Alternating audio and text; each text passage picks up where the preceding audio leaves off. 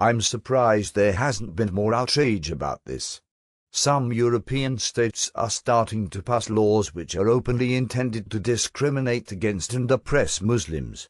They're basically racist laws in the way they're underpinned by negative, essentialist stereotypes about Muslim and Islams, and the threat they represent to Europe. And yet no one in the corporate media and bourgeois political class seems overly concerned about it. Probably because it's them who've been whipping up such sentiments towards Muslims, as part of the war on terror/war for Middle Eastern and Central Asian energy resources. The burqa has nothing to do with Islam. There is nothing in the Quran that says a woman must cover her face. Yeah, but that's completely besides the point. The law is specifically designed to curb the religious practices of some Muslim women, and Muslim women alone. In that sense, it clearly amounts to discrimination against them, and is inherently and unjustifiably oppressive. What's more, it'll be extremely harmful to the tiny minority who are forced into veiling, because they'll simply have to start confining themselves to their homes if they are forbidden from veiling themselves in public spaces. It hurts rather than protects Muslim women. Your argument is akin to saying that, because there's no edict saying that synagogues must display the Star of David in any Judaic religious texts, any law banning its display wouldn't amount to discrimination against and oppression of Jews. Which is simply ridiculous, and I reckon you would have no problem in recognizing it as such. But in the age of the war on terror/the attempted violent appropriation of energy resources which just happen to lie in Muslim-majority countries, overt racism and prejudice against and demonization of Muslims is becoming increasingly normalized and mainstream, which is why someone who probably regards themselves as liberal, cosmopolitan, open-minded and progressive, that is, you, has come dangerously close to justifying this discriminatory and oppressive law.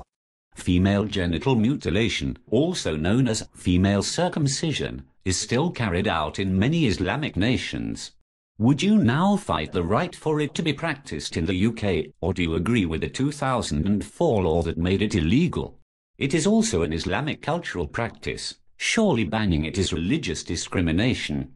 Yeah, I supported that ban. But the two things aren't remotely comparable. Female genital mutilation causes hurt and discomfort for the person it's carried out on, and is a violation of their rights. Muslim women freely choosing to cover their faces hurts no one nor violates anyone's right, while stopping them from doing so certainly does hurt people and violate their rights. Namely, Muslim women and girls themselves. This isn't hard to understand. Nor is female genital mutilation as a social/cultural practice confined to Muslim-majority societies. It actually predates Islam by some 800 years. In an ideal world, everyone should be free to wear whatever they like. But we don't live in that world. In many places, women are socially conditioned or pressured, or even harmed because of this archaic cultural practice. In countries where Muslims do have a choice, we should make a stand against it.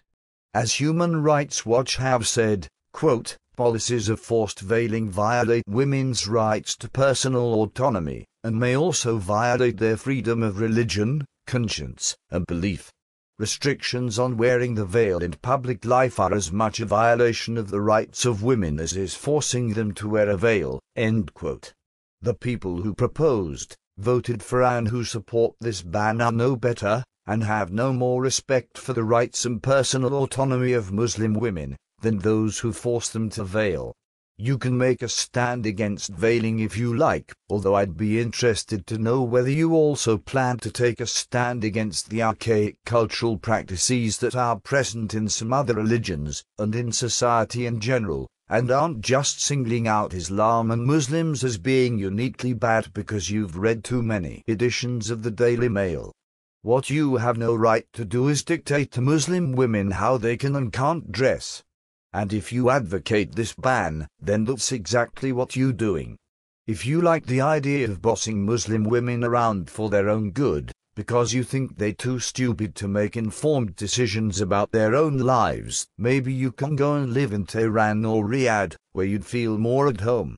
Honestly, I find it weird when I see Muslim kids in London wearing headscarves, protecting them from the lustful stares of us lustful men, despite the fact they're only 6 or 7. Bit sad, to be honest. But then again, got to bear in mind the whole Muhammad underage bride thing. In some contexts the veil is, of course, sexist, but not necessarily in all. There are plenty of Muslim women in the UK who wear the veil despite the fact that their male friends and relatives don't want them to, because it could, and often does, make them a target for racists. But how many times do I need to point out that forcing women not to wear the veil is also a sexist tool of repression, predicated on the idea that Muslim women who choose to freely veil must be brainwashed or stupid or both, and so need to be forced to change their behavior on threat of punishment. It's totally patronizing. Interesting that you automatically assume that these girls wearing the headscarf must be something to do with sex, rather than a simple expression of religious faith or ethnic identity or solidarity, or because they just think it looks a bit funky, as plenty do. And now you're getting into genuine far-right/racist territory, with your sly insinuation that Muslim men are pedophiles.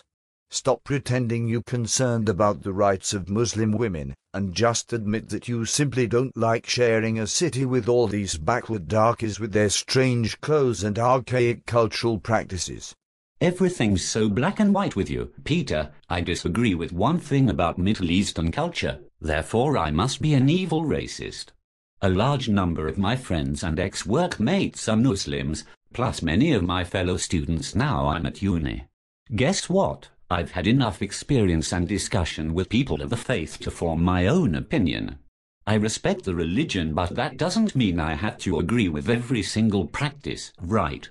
I am pro-Islam but anti-burqa, that is all. Get over it. Also, the thing about Muhammad's 9-year-old bride, maybe I shouldn't have brought it up, but it is a fun discussion point when discussing religion and Islam in general.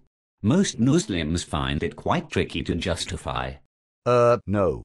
You insinuated that Muslim men are pedophiles, and so perhaps it's a good thing for 6-year-old Muslim girls to wear headscarves? This is a standard trope of the racist, neo-Nazi BNP, and is simply a racist smirk even if you did say it in jest. You may as well have suggested that black men are more prone to becoming rapists than white men for a laugh. Or that Jews are out to rip people off financially for a laugh. Racist humor is still racism.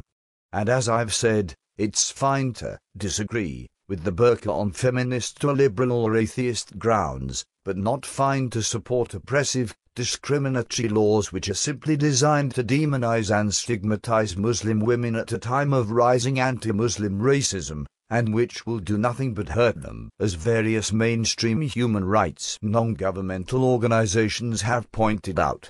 You've yet to condemn the law, and have consistently suggested you support it. As for your workmates being Muslim, oh dear, oh dear, oh dear. Some of your best friends are black. Hey! You're really doing yourself no favors here. And as for your discussion point, it sounds like gratuitous baiting to me, rather than a fun discussion point. Just out of interest, do you also bring up Moses as pedophilic, by modern-day standards, genocidal tendencies with Jews and Christian? Do you bring up sati and arranged marriage with Hindus? Or is it just Muslims who are given the benefit of your fun discussion points? I had sex with Fran White. Dang.